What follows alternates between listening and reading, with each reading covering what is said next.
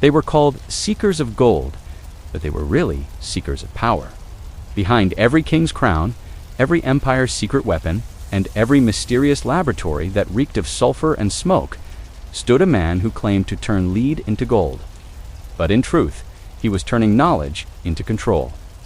Before we begin, tell me, where in the world are you watching from, and what time is it right now? Drop it in the comments. I love seeing this global mind network come alive.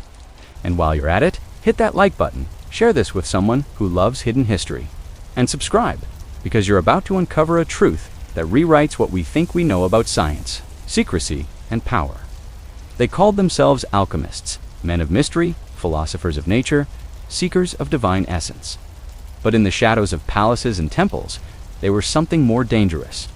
They were the state's most secret weapon. Long before the CIA or MI6, before codes and satellites, kings and empires relied on alchemists, not just to discover, but to deceive, to conceal, and to spy. These were not the bearded dreamers chasing eternal life. They were information brokers, scientists who served the throne, whose laboratories were really intelligence outposts disguised as workshops of wonder. In ancient Alexandria, Babylon, and later Baghdad, the earliest alchemists weren't free thinkers. They were watched, commissioned, and often controlled. Their experiments with metals and minerals were seen as possible weapons research. Their knowledge of poisons and cures made them both indispensable and dangerous. When an alchemist learned how to distill acids or create strange vapors, kings didn't see it as curiosity. They saw it as potential warfare.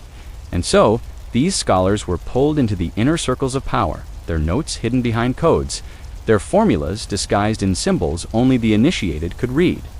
The first classified documents of human history weren't written in ink. They were etched in cryptic alchemical diagrams. One of the earliest we know, Zosimos of Panopolis, lived in Roman Egypt in the 3rd century. He wasn't just an experimenter, he was a code writer. His treatises on transformation were layered with symbols, allegories, and misleading metaphors intentionally. To outsiders, it was mystical nonsense. To those within the inner order, it was intelligence, a way to record chemical reactions, weapon mixtures, and purification techniques without ever revealing them to the uninitiated. Zosimos' writings spread across empires through secret channels carried by traders, monks, and scribes who themselves didn't always know what they carried. Then came the great Islamic alchemists, Jabir ibn Hayyan, or Gibber, as he's known in Latin. History calls him the father of chemistry. But he was also the scientific arm of a political machine, the Abbasid Caliphate. Jabir worked under the patronage of a powerful vizier, and his thousands of pages on acids, distillation, and compounds were deeply encrypted. Only those within the elite circles of Baghdad's House of Wisdom could interpret them. In one section, Jabir described a method of making something vanish without trace. In chemical terms, it meant dissolving a metal, but in political terms, it was a statement of philosophy. True power is invisible. Jabir's works became part of the empire's hidden arsenal. His formulas for refining metal improved coinage.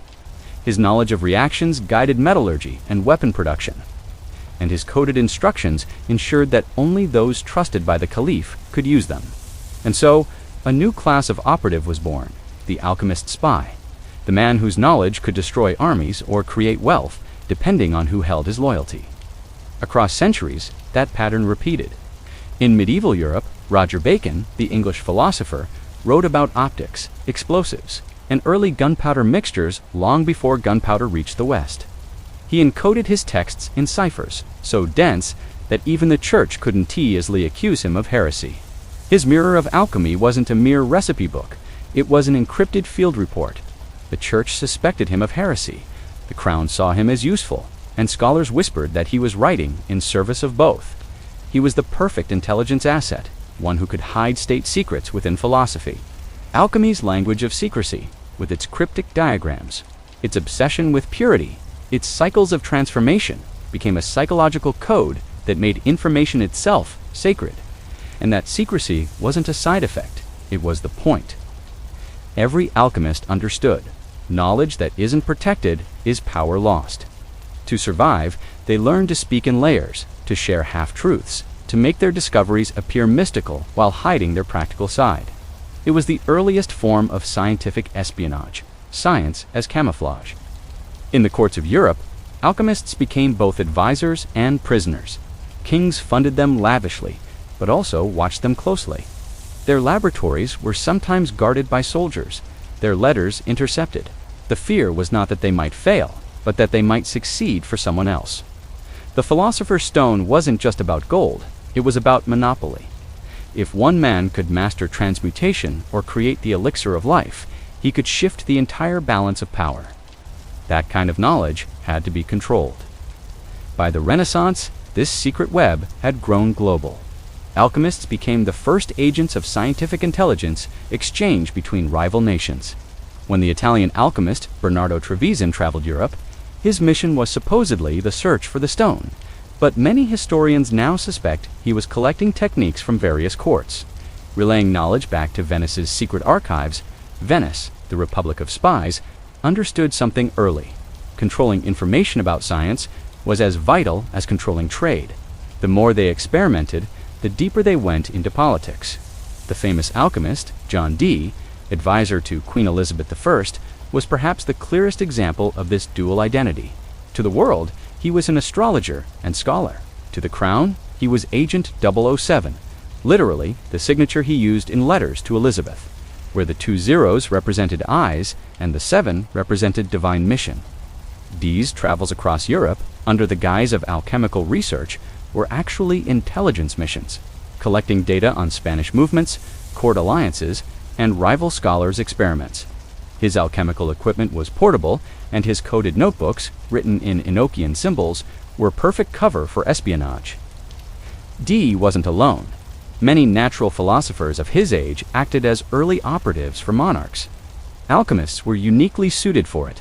They could blend into noble circles, speak multiple languages, and carry sensitive materials in the guise of laboratory work. Their letters were filled with cryptic references to transmutations, which could mean metals or political shifts. A successful experiment might mean a successful alliance. A failed reaction could mean a mission gone wrong. As centuries passed, alchemy evolved into modern science, chemistry, physics, psychology, but the mindset never disappeared.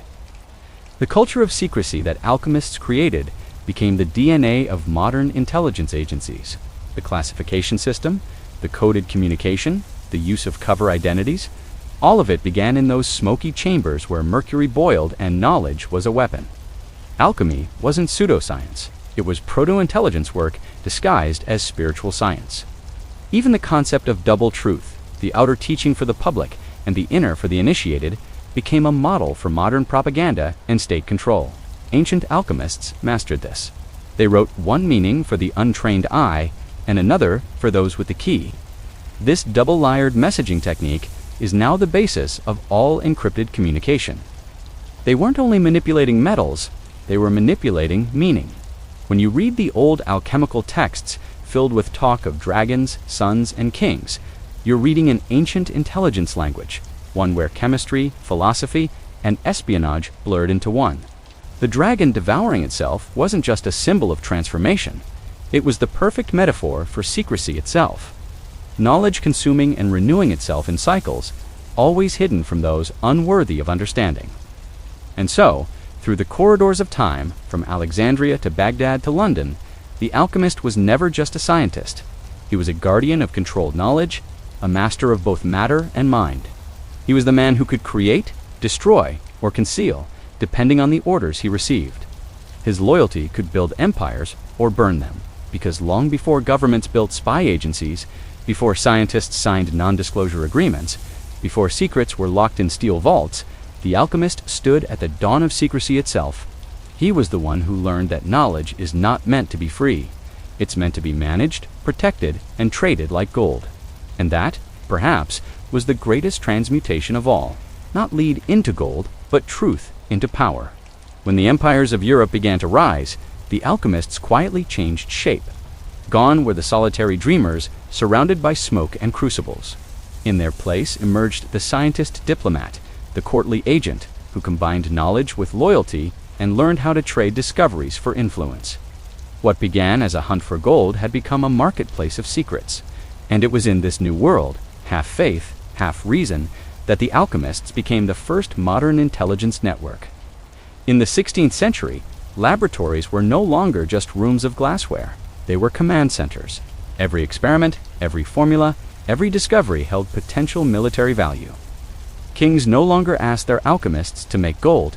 They asked them to make gunpowder burn longer, metals stronger, and poisons faster. And when two courts sought the same formula, a dangerous game of espionage began. Many of these men lived two lives, scientist by day, spy by night. Their letters were encrypted, their travels financed under the guise of research. In an age where borders were fluid and alliances fragile, a vial of powder or a recipe for an explosive could change the fate of nations. One of the clearest examples was Cornelius Agrippa, the German scholar who served princes, popes, and military commanders. To the church, he was a theologian. To rulers, he was a strategic advisor. But within his writings, buried in allegory and number ciphers, lay hidden techniques for metallurgy and chemical synthesis. Agrippa understood something profound. Whoever controlled the narrative of science controlled the perception of power. When he vanished from public life after being accused of heresy, whispers followed that he continued his work in secret for a European court. The truth was never confirmed, but fragments of his notebooks, later found in private archives, contained correspondence written in ciphered Latin, clearly referencing the movement of materials between agents. By the 17th century, the alchemists' secrecy had become institutional. Royal societies, founded in the name of scientific progress, were at their heart political organs. The Royal Society of London, often celebrated as the birthplace of modern science, was also a quiet clearinghouse for intelligence. When English agents traveled abroad, they brought back not only political news, but notes on foreign laboratories, shipyards, and mines, all under the respectable cover of natural philosophy. To an empire obsessed with naval supremacy, understanding metallurgy was as vital as knowing enemy troop numbers. Even Isaac Newton, remembered as the father of physics, spent decades in alchemical experiments. He filled tens of thousands of pages with coded recipes, strange symbols, and theories on purification, not because he believed in magic, but because he understood the need for discretion. Newton, who later became the head of the Royal Mint, applied alchemical principles to investigate counterfeiting rings using chemical tests to detect forgeries. In other words, the world's greatest scientist was also the first forensic spy. His laboratory notes were effectively classified documents, his results known only to a few in power. Meanwhile, in the East, alchemists continued their dual roles as scientists and state servants. In Ming China, imperial alchemists were employed not just to search for immortality, but to test minerals, develop early explosives, and monitor rival factions. Court records describe men of elixirs sent to frontier provinces, ostensibly for research, but in reality to report on regional governors. Their secret reports, written in symbolic poetry, were delivered directly to the emperor's intelligence bureau. The art of transmutation had evolved into the art of surveillance. When Europe plunged into the age of colonization, the scientific spy became indispensable. Explorers like Francis Bacon envisioned knowledge itself as a tool of empire. His famous phrase, "Knowledge is power," wasn't a metaphor, it was a manual. Bacon's secret invisible college, a network of correspondents and experimenters scattered across Europe, mirrored what we would today call a global intelligence network. They gathered information on resources, technologies, and local medicines, not for curiosity's sake, but for the Crown's strategic use. The British Empire's scientific foundations were laid by men who learned the alchemist's lesson: control the flow of information, and you control the world. By the 18th century, the Church and the state had long suppressed alchemy as superstition, yet its language of secrecy persisted. The new chemists inherited the old symbols and the old caution. Laboratories were still locked, formulas still hidden, results still coded. When nations began racing to perfect explosives, dyes, and medical compounds, the laboratories of Europe once again became battlegrounds. Industrial espionage, the theft of chemical formulas, metallurgical techniques, and production secrets, was born directly from this alchemical tradition. It was science stripped of myth, but not of mystery. Consider the story of Johann Rudolf Glauber, the German-Dutch chemist who discovered sodium sulfate. His process made European glass stronger and clearer, an enormous advantage in optics and navigation. Glauber's methods were stolen repeatedly. His assistants sold copies of his formulas to rival states. In response, he began publishing cryptic versions of his work, deliberate decoys, to mislead spies. What he didn't realize was that this act made him one of the first to use counterintelligence in science. Even as the Enlightenment claimed to banish secrecy, the old alchemists' instinct for protection endured. In France, where science and politics were inseparable, royal chemists became state operatives. The laboratories at the Jardin du Roi and later the École des Mines were supervised by men who regularly corresponded with foreign envoys, and their research reports often contained intelligence. The exchange of chemical samples was a convenient excuse to send coded letters across borders. Governments realized that science could be the perfect spy cover, plausible, respected, and invisible. This pattern deepened with the rise of the industrial era. The 19th century saw chemistry and espionage merge completely. Military laboratories developed secret dyes for uniforms, invisible inks for messages, and even early gases for warfare. These innovations were all rooted in the alchemical understanding of transformation, of matter, and of meaning. The language of the laboratory became the language of intelligence. When the first formal spy agencies appeared, their methods were already centuries old. Cipher systems, double-coded correspondence, false experiments, these were alchemy's children. But the most fascinating legacy was psychological. Alchemy had trained generations to think in layers, to speak truth and conceal it simultaneously. That duality became the foundation of modern spycraft. Every agent, every analyst, every propagandist works from that principle. What is seen and what is hidden, what is said and what is meant. It was never about deception alone. It was about transformation, of perception, of narrative, of reality itself. The old alchemists would have understood it perfectly. The 20th century carried their shadows further still. The laboratories that once promised to turn lead into gold now turned atoms into weapons. The Manhattan Project, shrouded in secrecy, echoed the alchemist's workshop, coded documents, compartmentalized knowledge, oaths of silence. Even the scientists themselves used allegory when describing their work, fearful of revealing too much. When Robert Oppenheimer quoted the Bhagavad Gita, "Now I am become death," he was speaking the ancient alchemists' creed. Creation and destruction are one. The modern intelligence world, with its classified reports and compartmentalized operations, is the perfected version of what began in those dimly lit chambers centuries ago. The principle remains unchanged. The one who masters knowledge decides who lives in light and who remains in darkness. Every encryption algorithm, every black budget project, every secret database follows the same rhythm as the alchemists' ciphered texts. Protect the formula. Reveal the result only to those initiated. When you think of the world's power today, in data, in science, in surveillance, remember that it was not born in the digital age. It began when a man with soot on his hands and fire in his eyes realized that the true transformation was on tea of metal, but of minds. He learned to make himself indispensable to kings, to veil his genius in mystery, and to use knowledge not as illumination, but as leverage. Alchemy never died. It evolved. The crucible became the laboratory. The sigil became the cipher. The philosopher's stone became classified information. The transformation continues, only the symbols have changed. The alchemists of power are still among us. They just wear lab coats, not robes. So the next time someone tells you that science and secrecy have nothing in common, remember the forgotten men who stood between kings and chaos, mixing chemicals under candlelight and whispering to monarchs about destiny. They were the first to understand that power is not just taken, it's crafted, hidden, and guarded. And maybe, just maybe, they were right all along. The real gold was never in the crucible. If you've made it this far, you're one of the rare few who see the thread of history that others miss. Tell me in the comments where you're watching from, and what moment struck you the most. And don't forget to like, share, and subscribe, because in the next episode of Ancient Spy Files, we're going deeper into the shadows to uncover another secret they never wanted you to know.